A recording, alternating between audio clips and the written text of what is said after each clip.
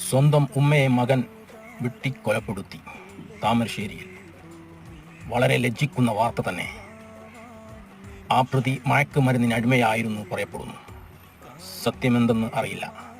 പക്ഷേ സ്വന്തം ഉമ്മയെ 10 മാസം നൊന്തു പ്രസവിച്ച ഉമ്മയെ വെട്ടിക്കൊലപ്പെടുത്തി ഈ മകന് തക്കതായ ശിക്ഷ നൽകണമെന്നാണ് പ്രതീക്ഷ.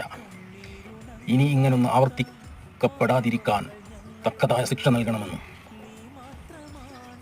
ഒരു ഉളുപ്പും ഒരു കൂസലില്ലാത്ത ഈ പ്രതി ഇന്നലെ വൈദ്യപരിശോധനയ്ക്കായി മെഡിക്കൽ കോളേജ് ഹോസ്പിറ്റലിൽ എത്തിയപ്പോൾ മാധ്യമപ്രവർത്തകരോട് ചുംബനം കാണിച്ചാണ് പ്രതി വണ്ടിയിൽ കയറിപ്പോയത്. ആ ഉമ്മ എത്ര വേദന സഹിച്ചാണ് ഇവനെ പ്രസവിച്ചത്. അതിലും ഇരട്ടി വേദനയിലാണ് മരണപ്പെട്ടത്. അള്ളാഹു ആ ഉമ്മയുടെ കബറിടം സ്വർഗ പൂങ്കാവനമാക്കണമേ അള്ളാഹ്. കബർ വിശാലമാക്കണേ നാഥ. കബറിൽ നീ പ്രകാശം പരത്തി കൊടുക്കണേ നാഥ.